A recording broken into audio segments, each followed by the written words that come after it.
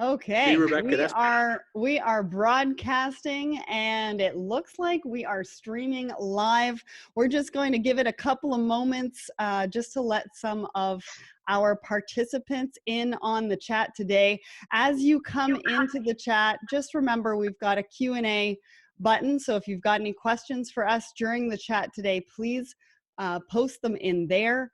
We're going to leave the chat function for chat only. So if you have a question, put it in the Q&A. And we're excited to get started. I can't wait to introduce you to who we have on board today. I'm just going to pull up all of our live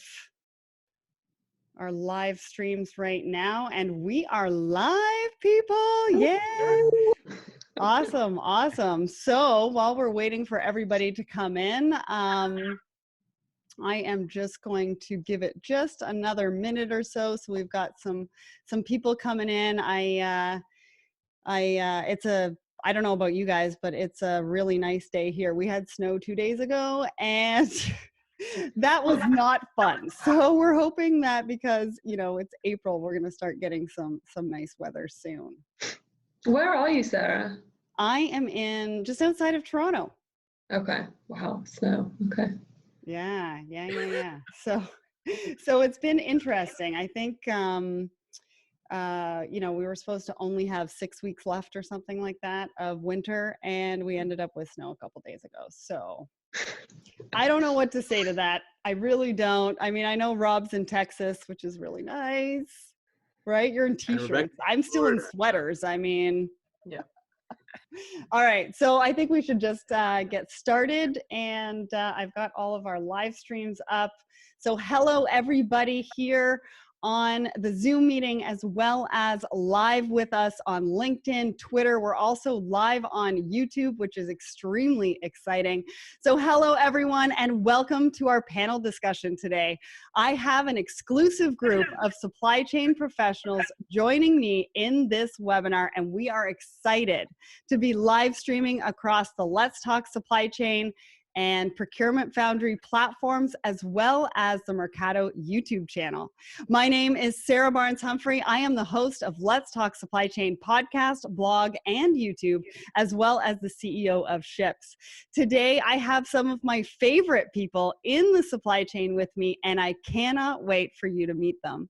They are not only changing the way we look at managing operations, but they are also helping lead the charge in how supply chains can change the global landscape. So the title of today's session is Do Good, Be Good, How to Leverage Tough Times to Create a Better Future. I love that. The team at Mercado came up with that. Supply chain collaboration is the future of business, and if anybody knows me, I love that as well. I always talk about how collaboration is the future of business, especially since it feels like we've all hit the pause button on everything as of late. It's up to us to be good and do better so that when the time comes to hit the play button, we're prepared. So with me today are Mercado CEO Robert Garrison, Public Habit founder Sydney Badger, and Mercado product lead Rebecca Rizzuti. So let's get to know them a little bit more. So why don't we go around the room, let us know who you are, what you do, and what has been a real eye-opener for you lately. So Rob, why don't we start with you? Yeah, thanks, Sarah. Thanks for having us. So first of all, I'm the CEO of Mercado, as Sarah mentioned. Mercado is a platform created for importers to help enable their goals. And what we see a lot is people looking to improve their social mission, improve their efficiency, or reduce their risk. So that's what we do for a living. My background is international supply chain. I've been doing this for a long time. I started in Chicago with an ocean carrier called American President Lines. I then flipped over to the importer side with Michael's Stores and Kmart up in Troy, Michigan. And then I spent the last part of my career with two large 3PLs, FedEx and UPS. So I'm definitely an international supply chain geek for sure. In terms of what's changed, you know, Sarah, I hate to say it, but a lot of things are still the same, even though I've been doing this a long time. The ships still sail at the same knots, the trucks still drive the speed limit, and most of the origin processes are still analog, unfortunately. So I do see a big move afoot, but I can't wait, frankly. I've been waiting for a long time for this, Sarah. Yeah, me too. And I can't wait to get more into the discussion. So Sydney, why don't we go to you next? Sure. Thanks again for having me on as well. It's exciting to be here. I am the Public Habit co-founder. I am currently in Seattle. Usually I'm based in China, in Shenzhen, China, but things are a bit different right now. Public Habit is an e-commerce platform that is connecting customers directly with top-tier fashion factories. So we partner directly with factories to offer really high-quality essentials, and we basically work with them to ship directly from the source. We produce only what we make to minimize waste and reduce all of the overproduction that's fairly rampant in the fashion industry. And we were lucky enough to find Mercado less than a year ago, who've been a partner to help us kind of digitize what we're doing. My background's mostly been in retail. I actually came from Amazon, so I've worked between marketplaces and brands and trying to figure out the best of both worlds. There's a lot of opportunity there, of course. For me, especially being in the fashion industry, this pandemic is really laid bare the just true inefficiencies that are still rampant in this supply chain that Rob mentioned. So it's things that have kept me up at night for a long time that even customers are actually aware of right now. So I'm super excited about the change that is going to be forced upon many of these businesses and just the customer awareness that's happening. Yeah, there's been a lot of talk about it on LinkedIn today. I've been a part of a few conversations already today talking about what that's going to look like, inventory, and everything in between. And we're going to get to your story because Rob and I both really love what you guys are doing over there, and we can't wait to share that with the rest of the audience. But before we do that, Rebecca, let's go to you. Who are you, and what's been a real eye-opener for you? Hi, Sydney. Thank you again for having us here. But as Rob mentioned, I am with Mercado now. I spent 20 years on the import side, mainly in retail.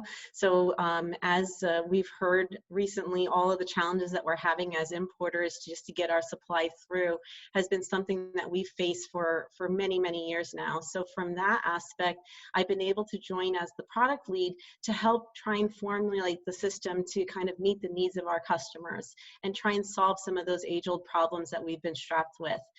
The same problems that we're seeing right now during this pandemic, we're starting to see that conversations around the supply chain are becoming mainstream that were never mentioned before, and you didn't hear about it in prime time until people started searching for their toilet paper and hand wipes.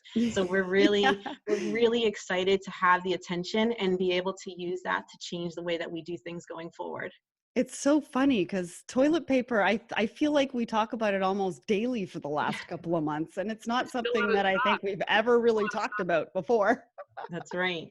But we'll take any attention to improve upon the supply chain. That's right. That's right. So just for the participants on Zoom, as well as the participants on live, just remember in Zoom, we're going to take your questions in the Q&A function, and on live, I'm going to be monitoring.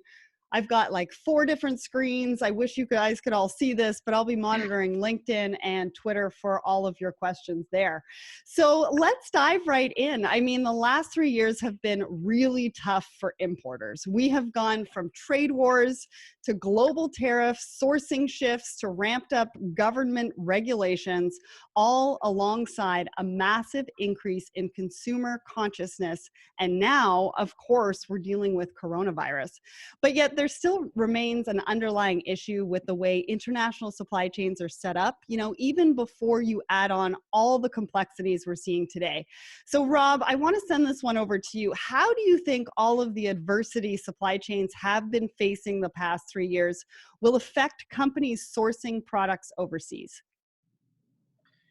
Yeah, so thanks, Sarah. First, I would say I suspect actually it's going to get worse before it gets better. So I want to start there. And we're going to talk a little bit further, hopefully, about some of the solutions to this thing. So I hate to keep beating on the problems, but what Sarah said is right. All of those things over the last 3 years have been incredible. And it's what I call who moved my cheese. It's, for 20 years, things were fairly predictable and fairly stable. And then all of a sudden, as Sarah mentioned, just kind of all hell broke loose. Yeah. So that's sort of number one, is who moved my cheese. A couple other impacts I'm seeing really starting to come to the forefront, and Sarah mentioned it with toilet paper. There's a really big change in demand velocity. So up until maybe 5 years ago, it was pretty normal to receive stuff in a week or 2 weeks. And now it's abnormal not to receive it the same day. So demand velocity has really changed. And a lot of these products, as everybody on this call knows, are sourced in Asia. And so there's a real need to be able to tie that supply into that demand and keep up with that velocity. And the third thing, and you touched on it, Sarah, but it's a big deal for me to, and Sydney mentioned as well, it's to see the change, the impact in consumer awareness, but also governmental awareness.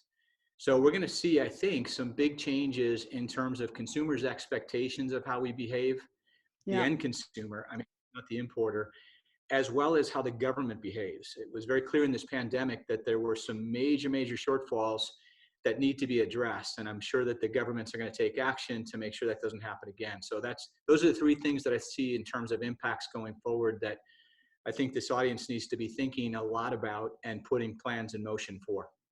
Yeah, you bring up a really good point with consumer behavior. I was on a conversation yesterday and somebody was saying that people are getting even picky with the presentation of food that's being delivered to them.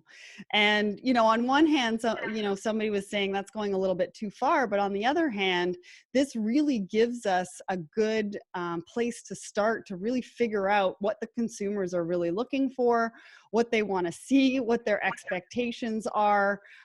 Especially in a time like this where everything's kind of going online, right? Because you can really only buy products online right now. You can't really buy bricks and mortar in some cases.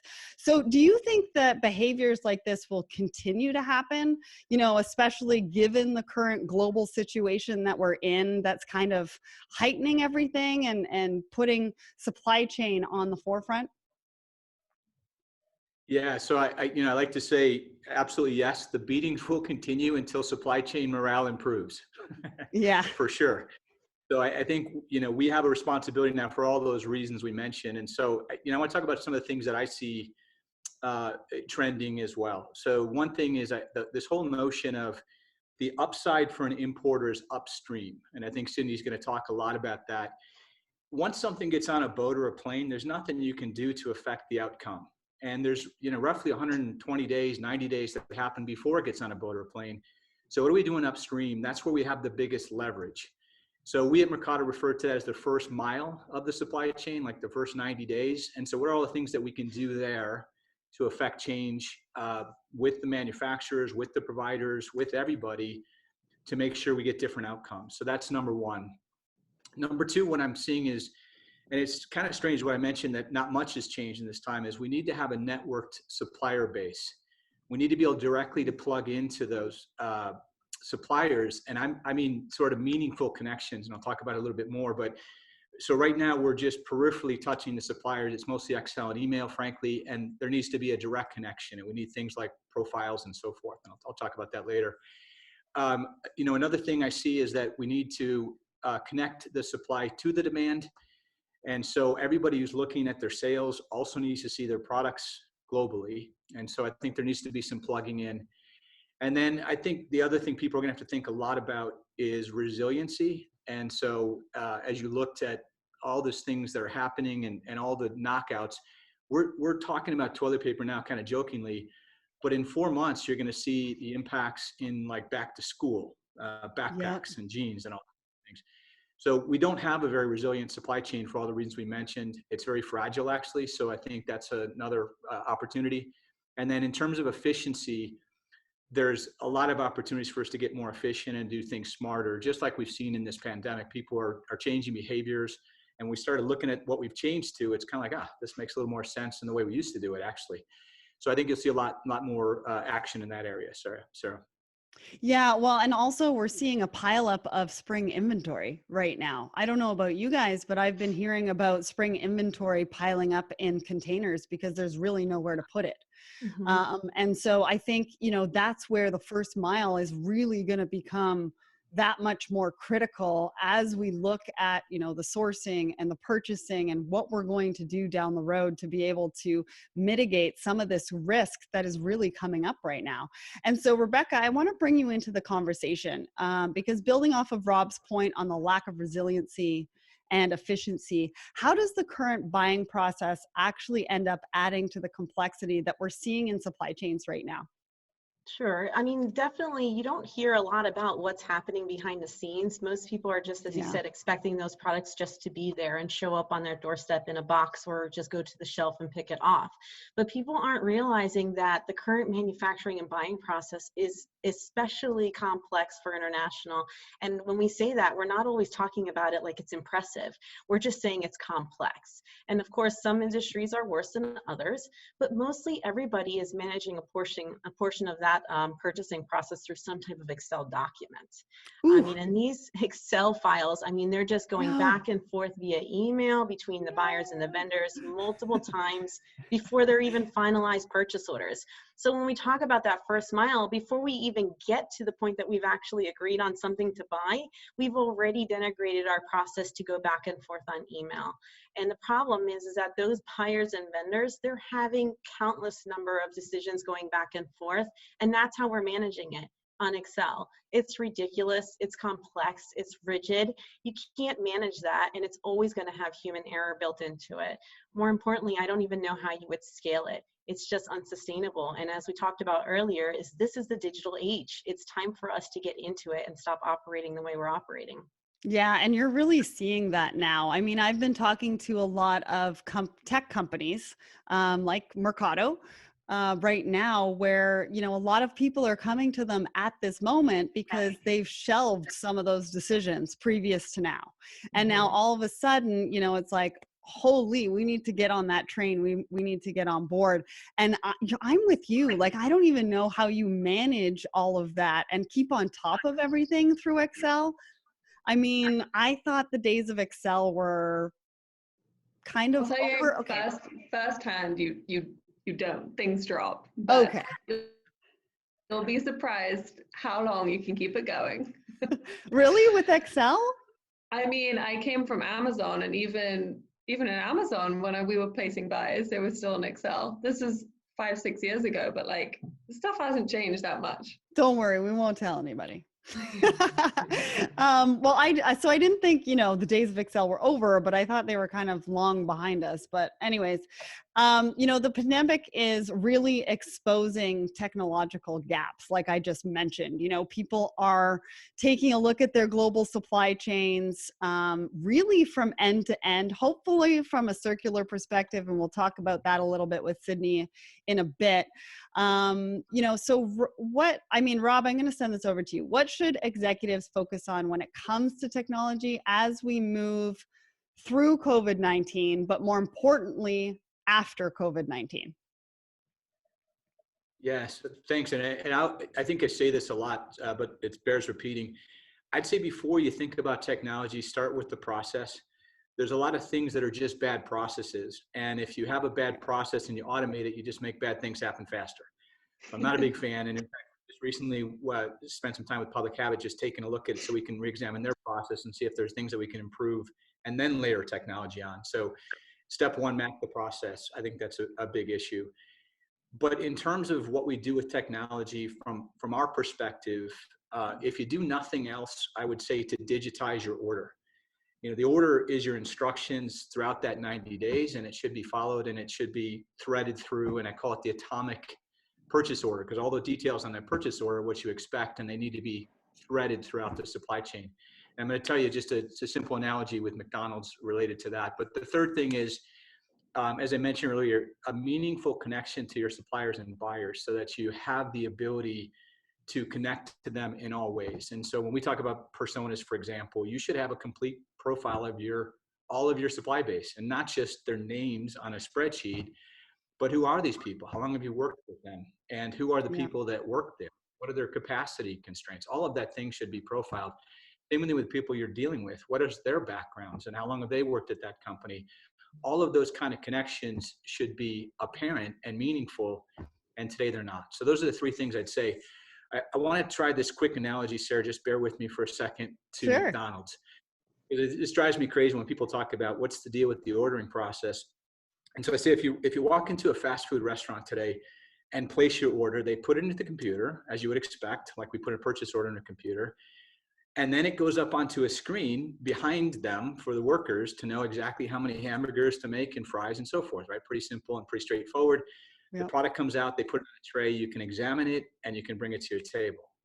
Well, in the international purchasing world, it starts out in a computer, but then it turns into, WeChat and WhatsApp. And that goes on for 90 days, right? And then to sort of add insult to injury, you can't just look at your product on the tray and then decide you want to take it to your table.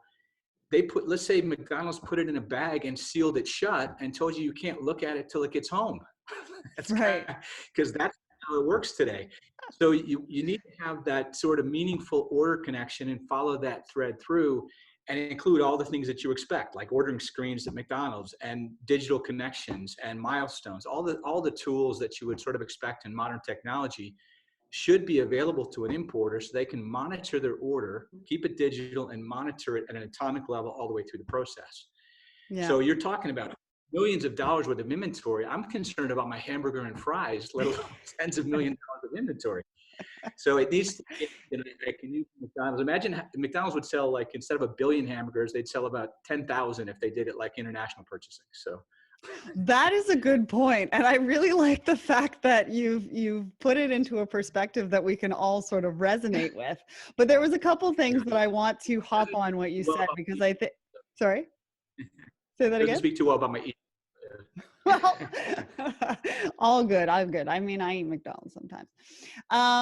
But I want to hop on what you said previously was, number one, partner with your technology company, because at the end of the day, you know your processes, but you can only figure out how to turn them into a more efficient process through technology by partnering with you guys. Like, you guys need to come in and say, hey, this is what you're doing. This is what we can be doing better. This is how we can be more efficient. And then I really like the fact that you said, you used a marketing analogy by the buying personas. So usually we talk about buying personas in marketing, but now you're changing that out into a supplier persona, so that you really get to understand who it is that you're looking to work with, what kind of characteristics you want them to have, which is really going to help you, mitigate those risks in supply chain and be able to partner with a technology company to help you in that first mile. So I like that. I like that a lot. So now we're going to go to Sydney. We heard a little bit from Sydney earlier, but let's get the perspective from someone who is on the front lines, which is Sydney. So you have a global supply chain that spans several countries. Why is technology essential to a supply chain, especially in the period of time that we're living in right now? Well, yeah, where to begin? That is a loaded question, I think. Yeah, well, I think it's very tangible for all of us right now. I mean, you think about the really essential businesses to us all, aside from obviously healthcare and what we all need to just survive. But you've got Amazon and Walmart kind of ruling the coop, having basically war profiteering right now because they have a service and an offering that people really need. Yeah. And they're only capable of doing what they're doing because they've got a digital supply chain. I mean, imagine having to try and get your essentials without leaving the house without companies like Amazon in the picture. So I think it's obviously becoming forefront and center to really understand which are the companies that are capable of making our lives easier, making what we need available when we need them. I mean, as I'd mentioned at the beginning, I usually live in China. I'm based in Shenzhen, which is this like super high-tech, crazy city in China, if you're not familiar with it. And my entire life was basically optimized for a pandemic. I mean, it is optimized for a pandemic in China. I think it's about the only country that I'm aware of that was ready for something like this for our entire life. Move online. My food is delivered by a robot to my apartment. I can order a bikini and digital business cards to have them delivered within an hour to my apartment. Online education, entertainment, even healthcare. Like, it's all available through apps, through my phone. It's pretty crazy. I literally don't need to leave my apartment if I don't want to. Right. And that's just not where we are in the US yet. So I'm, personally very aware of this. When my co-founder and I were starting Public Habit, we'd had this experience at companies like Amazon, And then we'd also seen, I previously worked for a company like Ralph Lauren, which is a very old school, traditional fashion retailer that was truly working in the Excel. I mean, I can't even get into the tools that thing. But, oh, come on, tell us, Sydney. Everybody wants to know. The only thing I can compare it to is like floppy disk land. Like it was like MS. I don't even know the language for it. It was like so 1972. But it worked for them for a while. So we were viscerally aware of how important managing a global supply chain digitally was going to be for us to build this business. I mean, our entire vision was connecting top-tier global manufacturers directly with customers and closing that gap so that customers could really see and know and touch and feel and like really understand that their product is made by someone, even in a mass production facility, in a 1,000-person factory. Like there's a human there that's still making your shirt, your sweater, whatever it is, and closing that gap is really what motivates us.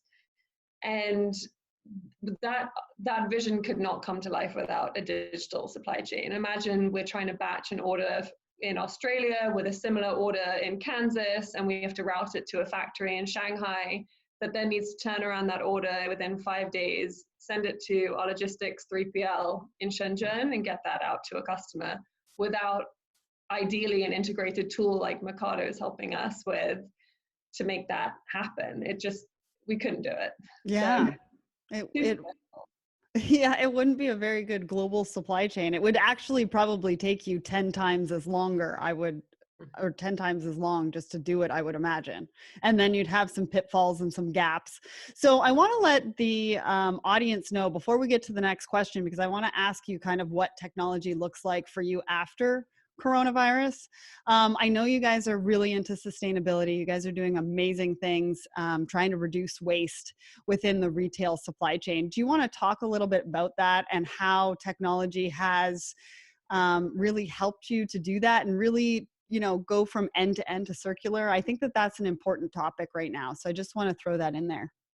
Yeah, absolutely. Cool. And I don't know how familiar the audience is with specifically the fashion industry, but that has been kind of my obsession for a while. And the reality is we're making far more than we need.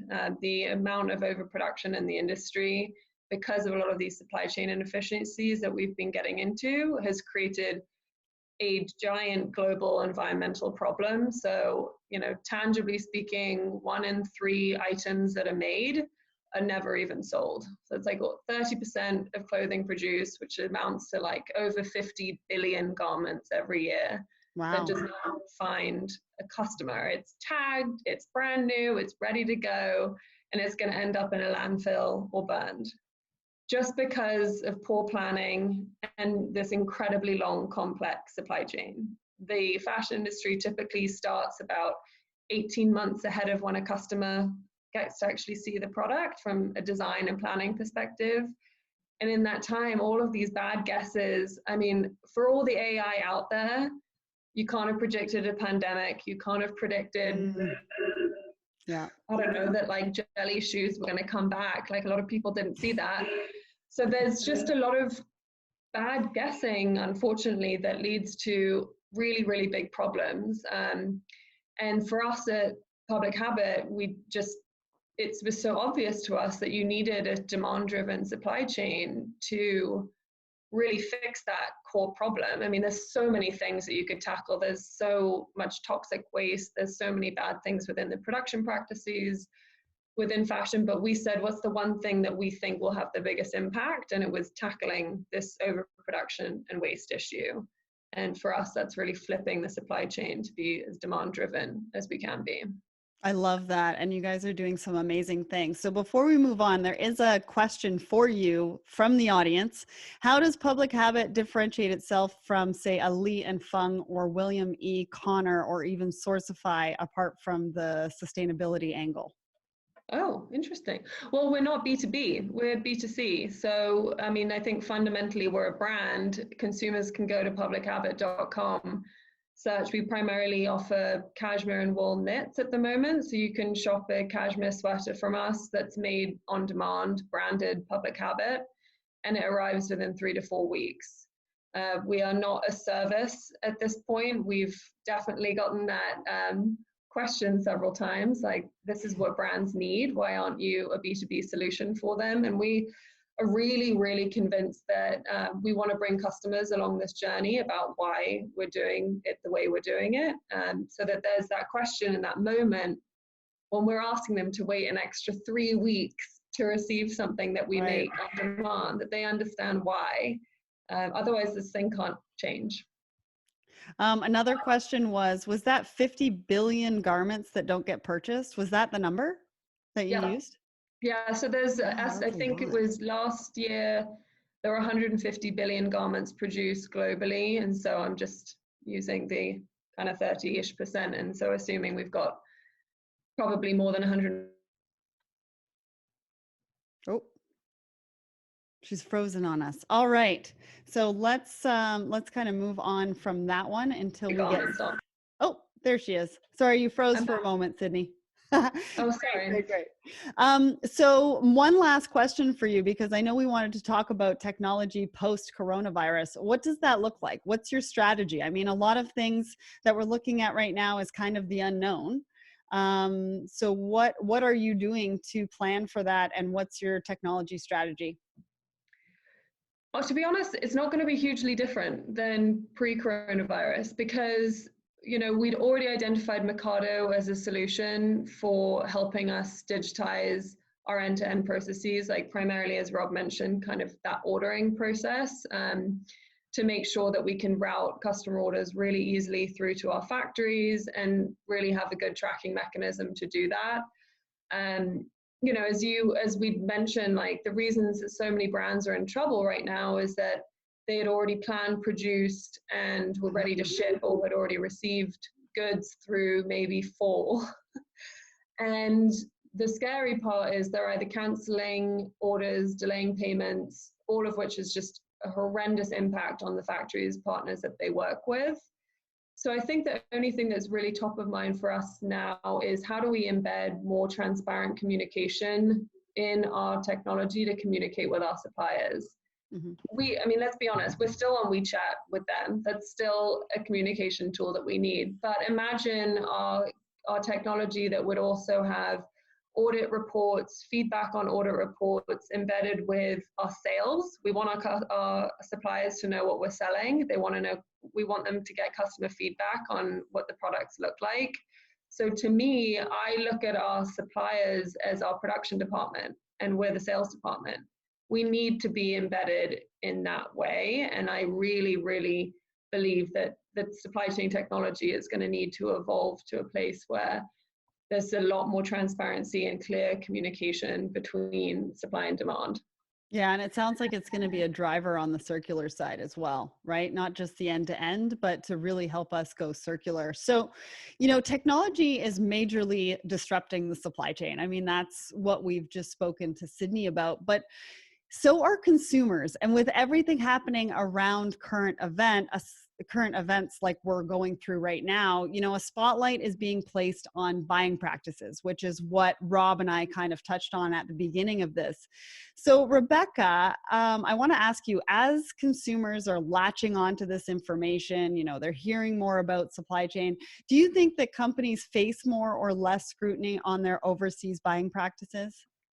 I definitely think that the only answer we could even give you is always going to be more. Access to information, consumer awareness, their self-education, and then just the information that's available to them today that wasn't there necessarily even 1, 5, or even 10 years ago. It's always going to drive a consumer to want to know more about what is happening. Events like these, it's going to make it impossible for consumers who maybe were not paying attention to continue down that path. People are really realizing that there's so much manufactured that is happening imported from overseas, and this outbreak is just adding to that attention. So where you thought things were being produced here in another state or in your city, they're just out of stock now, and we're finding that we're not going to have access to those products for more than 30 days or so So as Cindy mentioned, Amazon is one of the heaviest suppliers of products now for us to just live our daily lives. And when you get on there, you're seeing things that are out for more than 30, 45 days. And they're even messaging that there's things that aren't even sure when they'll be back in stock. And that's not a dissimilar message to what we're seeing from Walmart and other big box retailers that are still open. So the buyers are really aware now that these items are coming from someplace really far away. And as we get further into this crisis, before we come out of it, we're going to start seeing the consequences of those decisions months ago. You know, what's going to start showing up? Is it the things that we need? Is it the things that we want? That scrutiny is going to get more as the consumer saying, well, who is really making all of these products for us? You know, where are they making it? And why are they the ones making it? Why are we taking so long to bounce back? I mean, that's been the argument that we've been seeing front of the news on PPE for weeks now. People are just surprised at the fact that we're just bringing in not just the product itself or possibly the components to finish those products here, even in the United States. So I do think that technology is going to be really important to these companies now, because if you don't have something that's transparent and that's digital, you're not going to be able to react. You're not going to be able to change your buying practices. You're not going to be able to understand what your consumers are demanding from you, because you're going to be spending so much time trying to understand what occurred to you 6 months ago, as opposed to planning for the next 6 months. And honestly, we're really not going to stop seeing responsible sourcing going away. That was always been a hot topic, and it's become more important to us now as we start looking at what we're going to be bringing in the next phase. So when we come back to work and we come back to really doing our full imports, our customers are going to be asking for answers as to what happened. And we're going to be looking at companies like Public Habit to change that and to kind of give us some answers as to how we can do this and be successful, and then also minimize the waste that we're bringing to our landfills. Yeah, great point. I mean, overbuying, like I said, you know, we're seeing it now with all the spring inventory with nowhere for it to go. I mean, it's definitely something that, you know, we need to figure out moving forward. And so a lot of the conversations that I'm also seeing right now are about nearshoring. Everybody's saying, you know, are we going to be bringing manufacturing? I had a presentation with an economist last week, and he was like, globalization is not going anywhere. And so, Sydney, I want to throw this to you. Do you know, why don't importers like yourself just simply move production to North America? To, you know, what are you going to do? Are you going to diversify your manufacturing? Are you going to move some of it to North America? Are you going to keep it overseas but diversify across, you know, different continents or countries? You know, what are you going to do after this? Yes, I get challenged on China almost daily. We would certainly get a lot less scrutiny if we were 100% made in USA. But beyond the obvious answer around costs that we're all aware of, there's a lot of reason for us to be starting in China. I mean, they're so far ahead of the game from a digital and from an advanced manufacturing standpoint to be able to do what we're trying to do. I mean, we're asking them to produce 1-for-1 orders in an efficient way that they can turn around in 3 to 5 business days and basically do the QA, QC that they need to do and ship it out to customers. The only reason they're able to do that is because they have so many more channels available to them already for reaching customers directly. So by that, I mean the complete explosion of marketplace and domestic e-commerce in China has really, really turned these suppliers into sellers. They know how to operationalize their whole supply chain so that they can make more money by reaching customers more directly. And because of that, people like me are able to go in, learn from that, learn a tremendous amount from that about how they're able to do that, but really enable them to access customers overseas that they don't know how to target, don't know how to develop products for, but they've already got the rest of it down. Right. We would certainly, like I said, get less scrutiny. And unfortunately, I think it's a big problem that there's so much misinformation about the dirtiness of producing in China. We long-term absolutely want to diversify the supply chain. I mean, our goal is always to be looking for the best manufacturers globally, but we're starting with people who are really thinking about waste minimization. And right now that's in China. And our goal is to really do a lot of education about why China is a great place to be. The expertise and the skill is there, especially with the knit production that we do. And we've got a lot to learn from them. Great. Well, so I am just to let the audience know, if you have any questions, make sure to put it in the Q&A in Zoom, or make sure to put it in the comments on our LinkedIn live pages. I've got another question for Rebecca and Rob, and then we're going to be getting to your questions because we have quite a few, but I didn't want to throw them in there too early. So Rebecca, since we're talking about production, Sydney was just talking about that. What is there anything that's going to change in the regulatory environment? Like, is there anything that we really need to take a look at or consider moving forward? I think we're actually seeing quite a bit of that change over the last couple of years already. And I don't think that we're going to see that it's going to be changing. I mean, the government has continued to add or impose requirements on countries with whom we're doing business with. And those requirements are going much further to enforce compliance than they ever did before. The government's also taken punitive action against those countries that they feel are showing unfair trade practices or maybe not meeting up to the agreements that they have set already. So Right. Those additional requirements aren't going to make things easy for companies to do business the way that they've done in the past. They're going to have to look at what's going to change, what is going to have to be adjusted in their production or in their sourcing strategies to make sure that they are still able to meet the demands of their consumers in a compliant manner. So anybody who's going to be relying on manual processes or email communication, like we opened this conversation, they're going to be susceptible to that change in landscape more than ever. If a company is looking to adopt paperless and web-based environment where those orders can be managed and they can attach all of the financial, regulatory, and compliance documentation, they're going to be in the position to be successful and have a competitive advantage. That's really what everybody should be ready for, because as we've seen with the current administration, there is not a lot of time to necessarily react.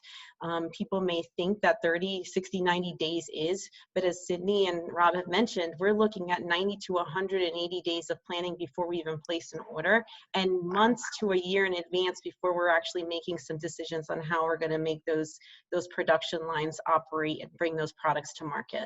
So there is going to be continuous change, and after we come out of this current pandemic, we're going to actually see probably more questions being asked of some of the countries that we're doing business with and where we're actually operating. Awesome. And yeah, it's going to be interesting to see how this happens. I mean, take a look at what they did with tariffs, implementing it within how many days, and everybody's sort of scrambling to figure that out. Mm-hmm. So Rob, before we get to the audience questions, one last question for you. You've got about 2 minutes because I want to leave about 10 to 15 minutes for questions. So Rob, what about the importer themselves? What's going to change on their end? What do you see happening there? Yeah, 2 minutes. VDA, I would say, just use that acronym VDA. 3 minutes, okay. So the first one, the V, visualization. I think you're going to see a lot more being done with technology on the front end, especially of the process, where you can do digital showrooms, digital design. The technology is there now where you can sort of be in the showroom without being there, even from 8,000 miles away. And I think that visualization will extend throughout the production process, where you'll actually be able to see what's being produced and do your quality inspections virtually. I think the second one, D, digitization, we've already talked about it from a benefits standpoint. There's a lot of efficiency gains. There's customs and regulatory gains. There's just so many gains from digitization that we can talk about. And the last one, automation.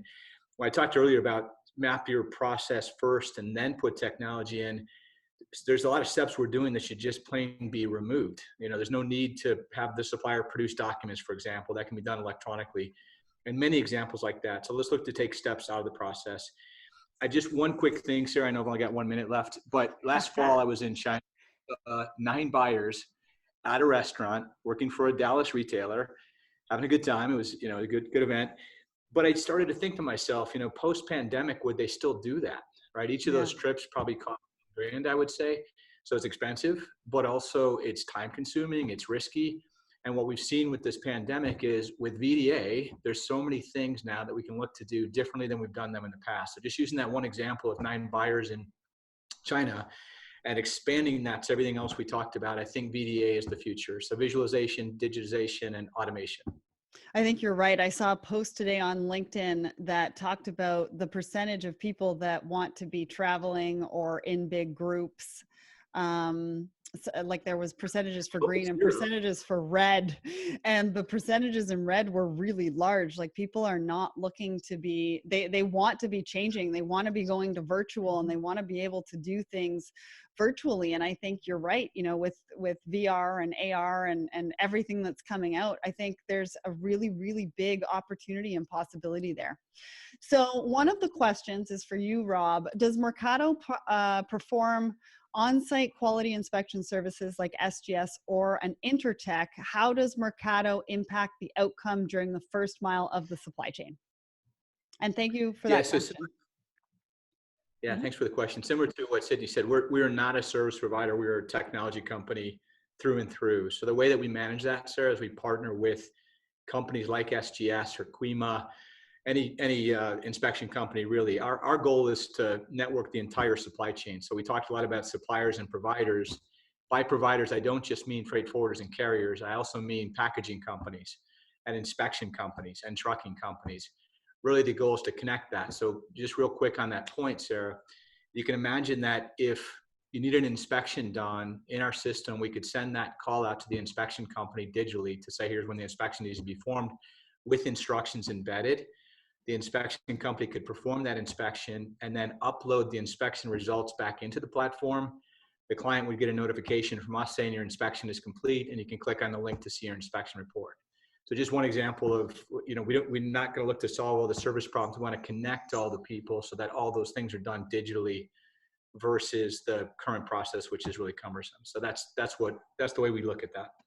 Connecting all the dots and collaboration. I mean, it's one reason why I really like Mercado.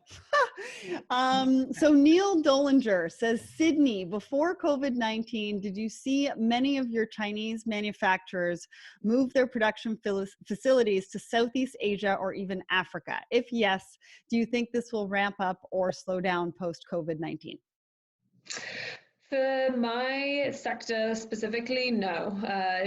Because of the domestic demand, like I've mentioned, the factories that we're partnering with are the ones that are really looking to optimize for reaching customers directly. So the Chinese domestic market is probably still the strongest in the world right now, is definitely still the strongest in the world. So they have no plans to move.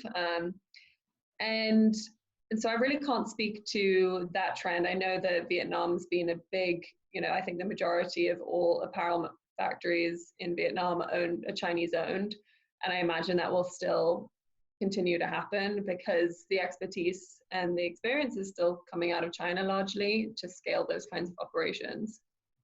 Awesome. So another question that we have is about demand and forecasting. How do we improve demand signals and forecasting? I don't know who wants to take that. Maybe Rob? Well, I think maybe, Sydney, if you don't mind, since it's demand signals, I can tell you how we respond to it technically, but you're on the front lines of that, Sydney, if you don't mind. Yeah, I mean, like I mentioned, I don't consider a demand signal until there's a sale. We've looked to de-risk our supply chain as much as we possibly can. I think I've just seen too many examples of the guessing going wrong. However much you can possibly know, and however smart you can be and what tools you can leverage.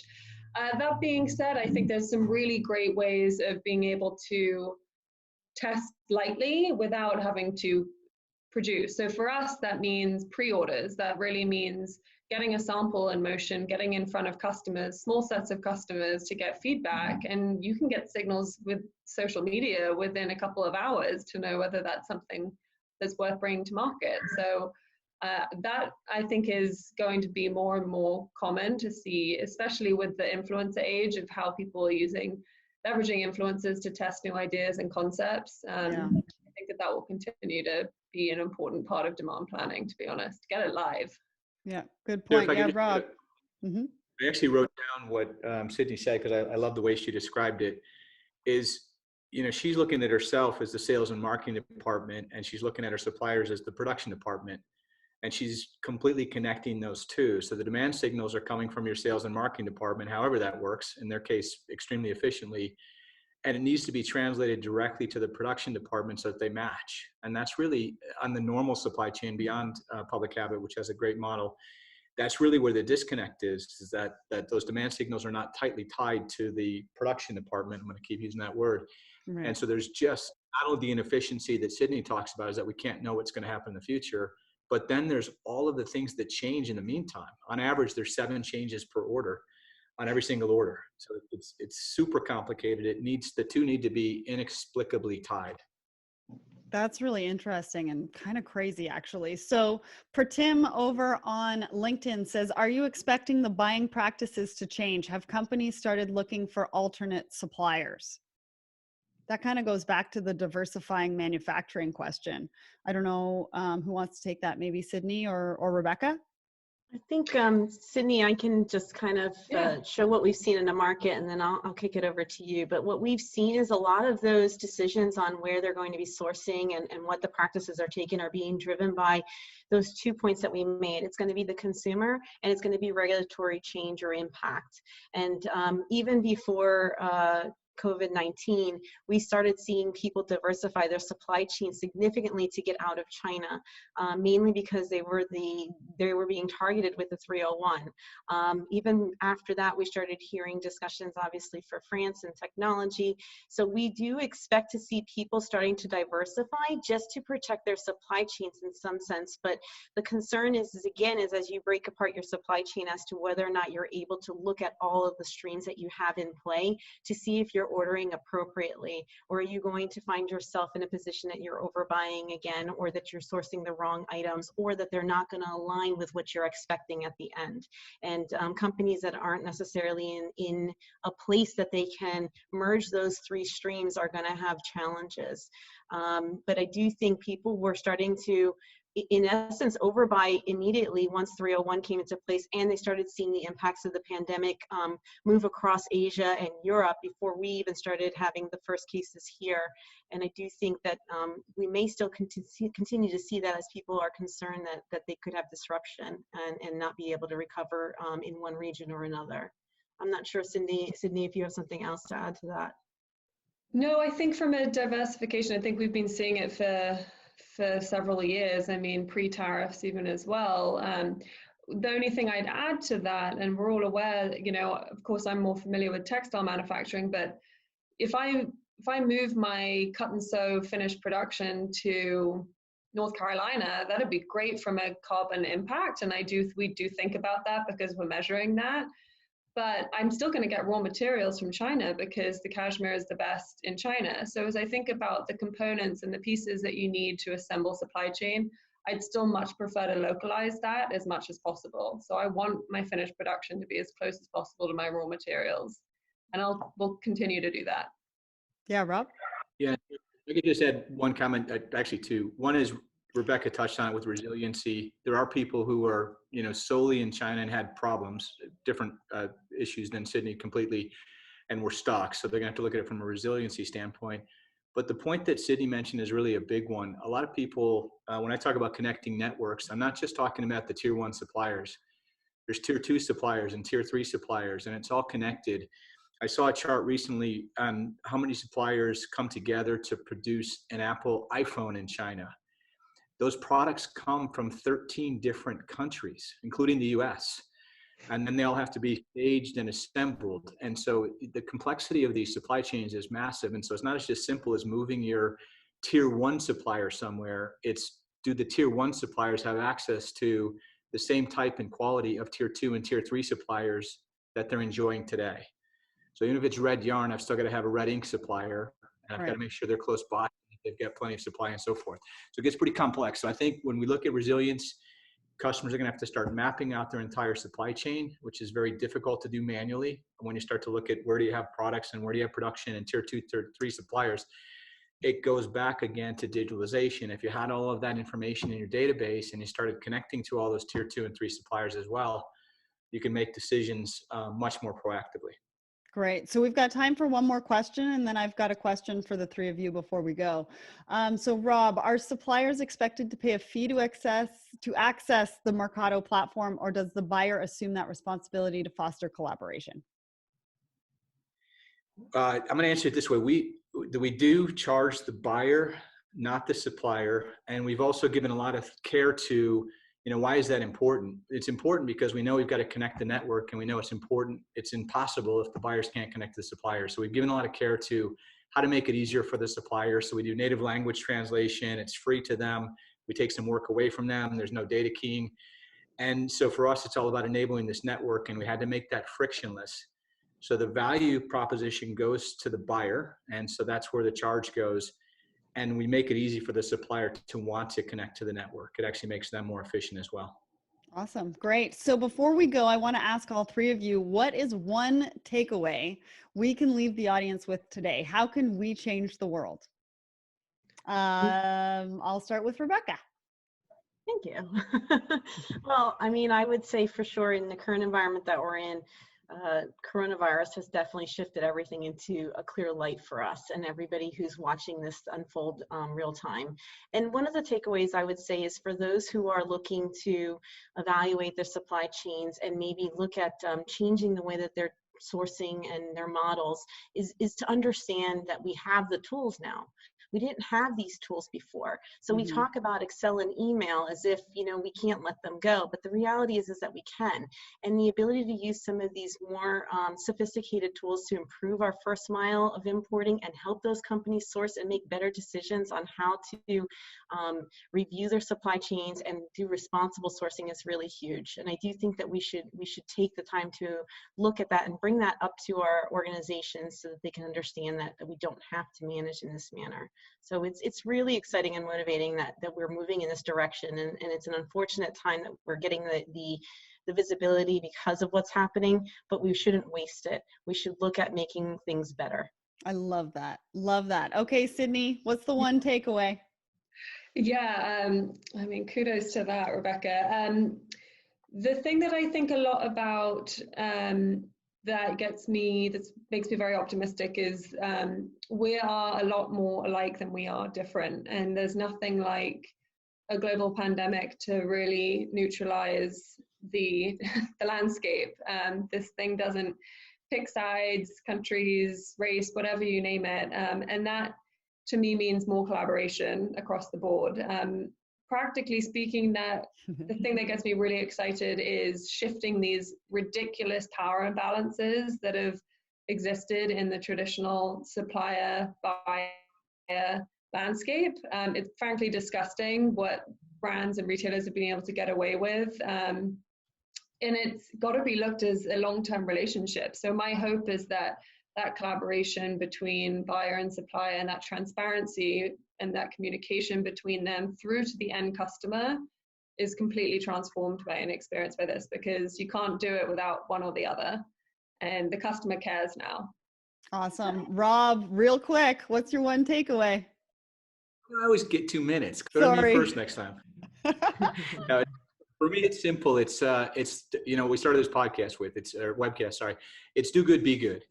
And so we started this business, we're business people, right? We started it to improve efficiency and resilience. That was certainly our intent. But I've been to 37 countries. I've been all around the world, and I've seen a lot of great things. It's been a really amazing career, but it's also exposed me to a lot of things that I didn't like. And so we call it shining bright lights in dark corners. So of the 3 things that we do, enabling somebody's social mission, and this is why we love Sydney and Public Habit so much, that's the most thing for me personally. That's the thing that I care the most about. So I think we can do good, efficiency, resilience, all of that stuff, but we can also be good, and these bright lights and dark corners are going to help us do that as well. So that's my love that. So to the audience, what does your supply chain technology strategy look like? Especially in the the first mile, are there areas that you could benefit from automating? I'm sure right now everyone is seeing gaps, and it's the ones that will fill those gaps ASAP that will come out on top. Today we have heard from Mercado, who can help with that, and also from an online retailer already benefiting from their relationship with Mercado and ready to take on the world. If you would like to learn more or meet with Mercado, you can do that within the Procurement Foundry as long as you're a member, or you can visit them at mercadolabs.com. Plus, Mercado will be a featured startup in our upcoming startup showcase that will be happening June 25th in our one-day virtual supply chain conference open to members of Procurement Foundry as well as the rest of the supply chain community. Thank you, Rob, Sydney, Rebecca, for joining us today. Thank you to everybody in the audience on Zoom, and thanks to everybody live out there on the Ethernet too. Thanks for having us, Sarah. Thank you. Yeah. Cheers.